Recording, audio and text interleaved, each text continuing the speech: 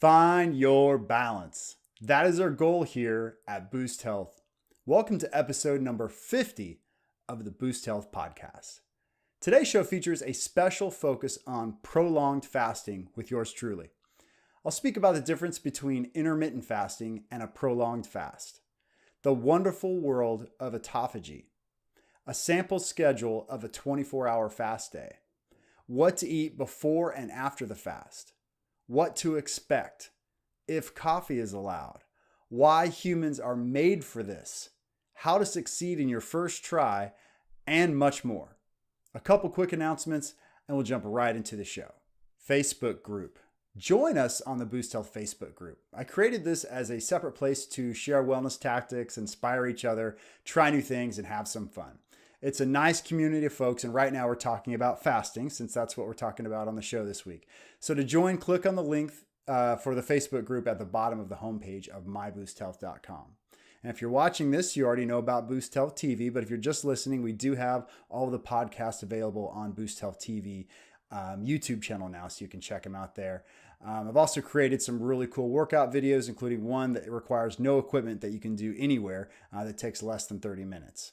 Link to the channel in the show notes so you can check it out. And newsletter, if you haven't already signed up for the weekly Boost newsletter, you can do so very simply by entering your name and email into the form on the homepage of myboosthealth.com. This way you don't miss any Boost Health news. All right, now here is episode number 50 of the Boost Health podcast. 24-hour fast, 13 tips, benefits, and expectations. All right, quick disclaimer, fasting is not appropriate for everyone. Please check with your doctor before beginning any fasting program. Now, over the last few years, I kept hearing about the benefits of intermittent fasting, like reduction in body fat, better insulin resistance, reduced inflammation, etc.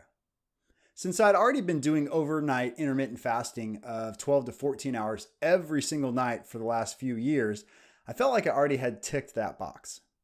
But then I started hearing that the real exciting benefits of fasting kick in at around the 24-hour mark. Now, fasting isn't anything new, of course. Yes, it's a bit trendy right now with all the health benefits coming out in research, but it has been used for centuries. In fact, Hippocrates, widely regarded as the father of medicine, is one of the first physicians to be documented as a supporter of fasting, as he felt it helped the body heal itself. This was over 2,000 years ago. Just Google fasting and you'll be bombarded with articles and websites on intermittent fasting and weight loss. There is seemingly not as much love for the prolonged fasting of 24 hours or more. Maybe because a 24-hour fast sounds difficult. I know it did for me. It took me years of hearing the benefits before I summoned the energy to give it a try. Also, I've noted that there is a funny thing with fasting terminology. Some say a 24 to 48-hour fast is prolonged or long-term, and others say this is a short fast or even intermittent. It seems that most of the research journals describe prolonged fasting as 24 hours or more, and as such, that's the definition that I will use. So 24 hours or more, that's prolonged.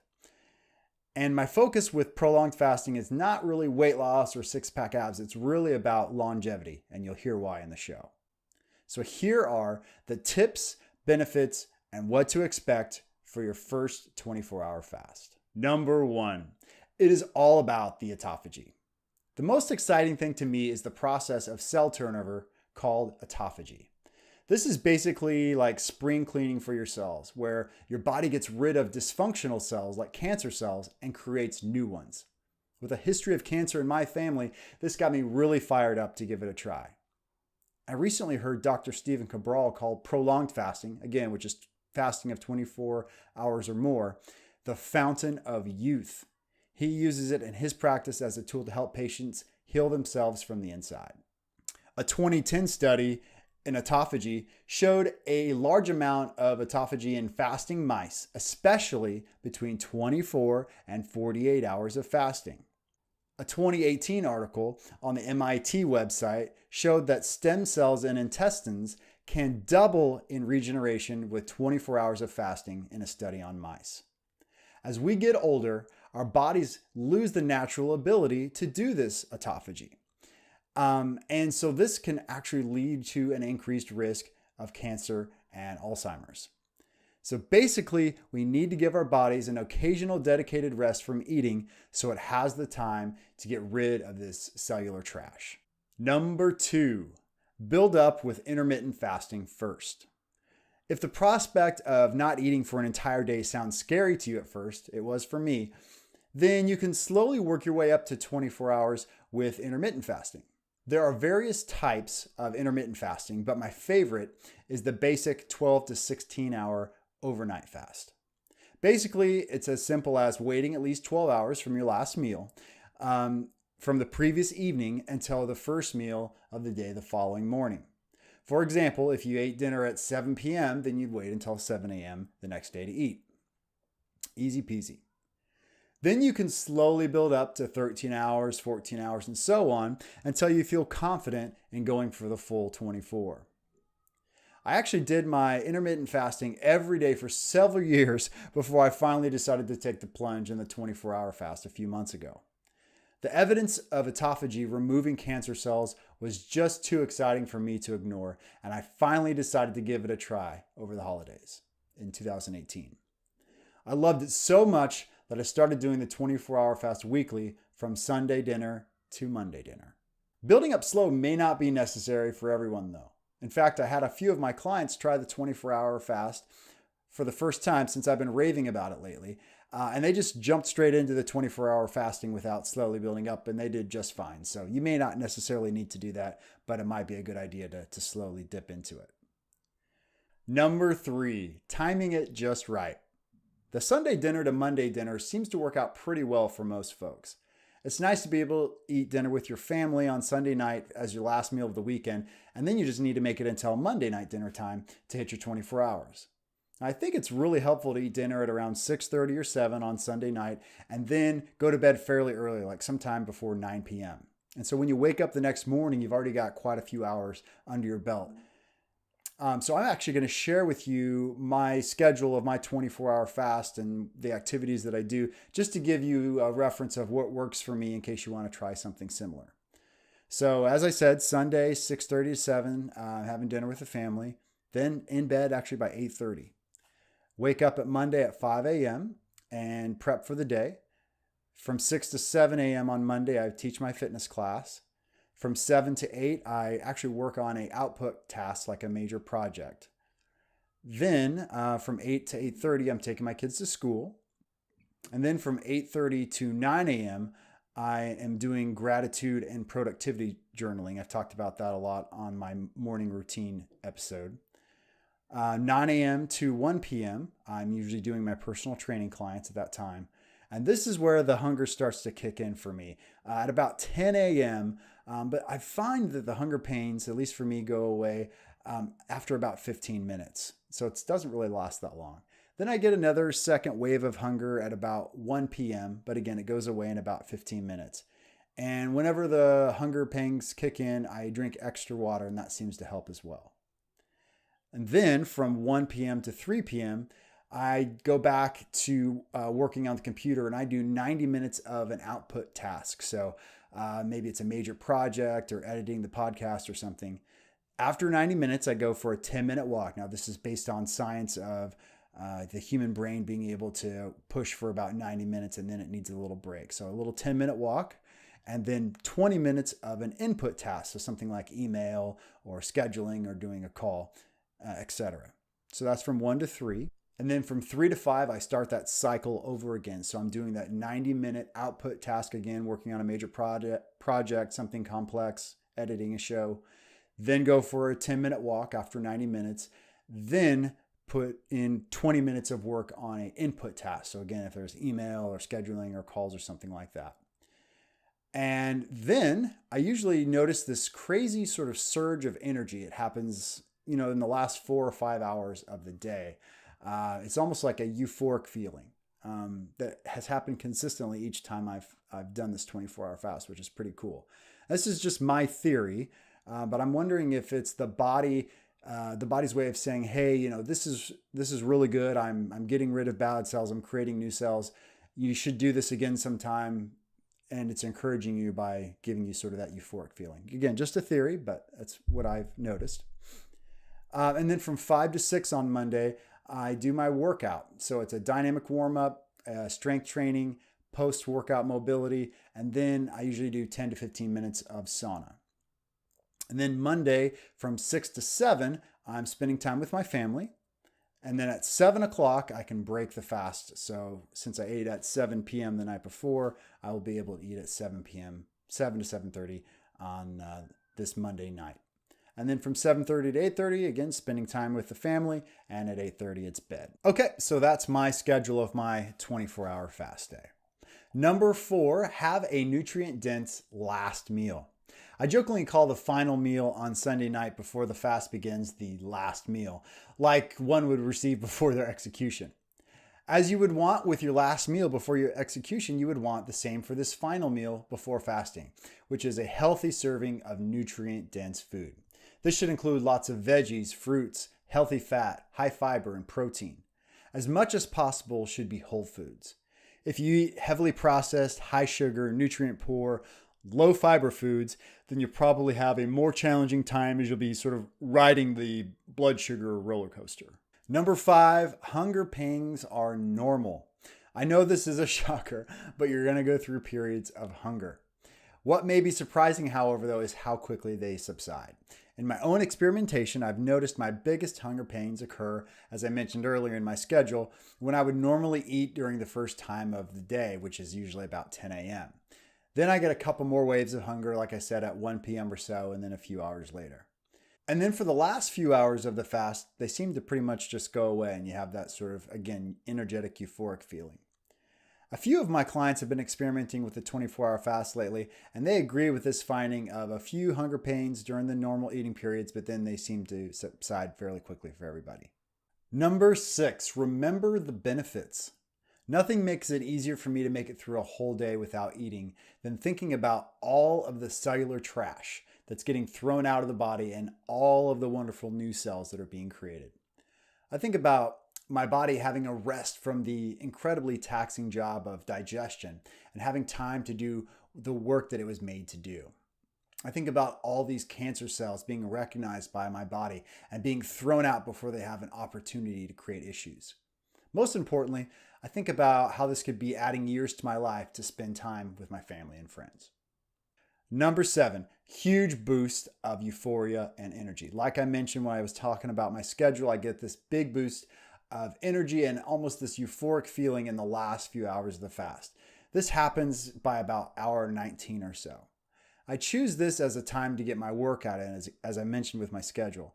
It doesn't sound like this happens to everyone necessarily, but I've heard similar findings for other folks experimenting with a similar schedule. Number 8, lots of water. I'm a pretty good water drinker on a normal day, and I always have my refillable bottle close by. But I've noticed on fasting days, I probably drink at least 3 more of these bottles per day. Now my refillable bottle is about 24 ounces, so that's probably about 70 extra ounces of water per day on my fasting day. Sometimes hunger is really just dehydration in disguise. So think about how hard your body is working during this autophagy process. It makes sense that you really want to work hard to make sure you're hydrated. So basically, drink water when you're thirsty, drink water when you're hungry, drink water when you're tired. You get the idea. Number 9, are black coffee and plain tea allowed in fasting? Well, this depends on who you ask. It's actually quite a heavily debated topic. I had no idea the can of worms I was opening up when I began researching this. So Dr. Stephen Cabral on the Mind Pump podcast, we'll link to it in the show notes, said that caffeine in coffee will spike cortisol and raise blood sugar, which you actually want to avoid. He actually recommends hot ginger tea instead of black coffee. Dr. Rhonda Patrick, PhD in biomedical science and expert on nutritional health, says that drinking black coffee actually breaks your fast because it has caffeine in it. And this affects our brain, our gut, our liver, etc. Anything that does this is going to reset your biorhythm clock. So you don't want to have it, she says. However, other experts like Ben Greenfield say that black coffee can actually enhance your fast by increasing fatty acid mobilization and by improving your metabolism. There's also evidence of improved autophagy with coffee. A 2014 study in Cell Cycle shows an increase in autophagy in mice with consumption of coffee, both caffeinated and decaffeinated coffee. The researchers believe it is the polyphenols in the coffee that cause the increase in autophagy. So what do I suggest after all that? I've actually had some brain fog during my 24-hour fast when I drink my usual 2 cups of coffee. Now, since brain fog can be a symptom of over-caffeination, I'm going to actually experiment with water only, ginger tea and water with limited coffee. Now, based on how I feel with these different methods, I'll make a call on whether or not I'm going to avoid coffee and or tea on my 24-hour fast days. For your first day, I would suggest less coffee than you would normally drink, or no coffee at all, as the body seems to be more sensitive to caffeine in a fasted state. Number 10, stay busy. The worst thing you can do during a 24-hour fast is start thinking about how hungry you are and how much time you have left. Keep the body and the mind busy to avoid giving in early. Work on a complicated task for your job. Go for a walk, watch a movie, drink water, go outside and play with the kids, run errands, do some mobility work or stretches. If you have things on your to-do list and you want to knock them out, this is a great day to get them done. But basically, just stay busy. Number 11, remember you are made for this. Don't be scared like I was. Fasting is appropriate and safe for most adults. We were designed to go without food and thrive when we occasionally take a break from digestion, as discussed with the aforementioned autophagy. But in 2019, in many parts of the world, we don't have to work very hard or wait very long to get our food. We don't have to forage or hunt for food for hours or even days like our ancestors did. But we have evolved to survive through long periods without food. Think about the survival of the fittest scenario where we have adapted as a species to operate optimally in these times of famine, and then consider how often we are actually activating this part of our genetic makeup. Probably almost not at all. I think in the case of many modern humans, these genes are sitting dormant. Dr. Rhonda Patrick calls this idea of waking up or turning on our genes genetic switches. She says that these genes get turned on during a period of good stress, or hormesis. A 2018 study in Nature Reviews Neuroscience discusses how humans evolved to function well in a fasted state for both our brains and bodies by changing fuel sources through a metabolic switch where fat is used for energy after it runs out of glycogen. Some endurance athletes call this fat adaptation. Each time we eat, we replenish glycogen stores in our liver, and this actually can tide us up for up to 14 hours if we're not exercising. It also mentioned how being fasted also causes cellular adaptations that improve overall brain function and resistance to stressors. Makes me kind of think this is something we should be doing. Number 12, double down. Fasting isn't the only way to activate autophagy. Exercise does a fine job of it too. According to a 2012 study in Nature, researchers found that exercise can induce autophagy in skeletal and cardiac muscle, the liver, the pancreas, and adipose tissue in mice. We know that there is evidence for exercise improving long-term health, protecting against cardiovascular disorder, inflammatory disease, and cancer. The researchers in this study speculate that the exercise-induced autophagy may represent the cellular mechanism by which exercise can have these benefits. I would not necessarily recommend you do exercise the first day you do a 24-hour fast, at least not very intense. But after you get a few of these 24-hour fasts under your belt, you might consider easing into some exercise during the fast. I've personally tried working out in about hour 15 of the 24-hour fast and also in about hour 20. I like the later workout better. It sort of lines up well with that energy and euphoric feeling that I start to get into the last few hours of the fast. The early workouts seemed to make me quite a bit hungrier too, and I had to hold out longer to make it to hour 24. Number 13, the first meal. I've heard some folks suggesting that you need to be really careful with your first meal after your 24-hour fast, and maybe even just start with a light snack. I don't really agree with that. I suggest just eating a normal healthy meal. It should look like your last meal, really, in that it should be nutrient dense, lots of whole foods, fruits and vegetables, fiber rich, etc.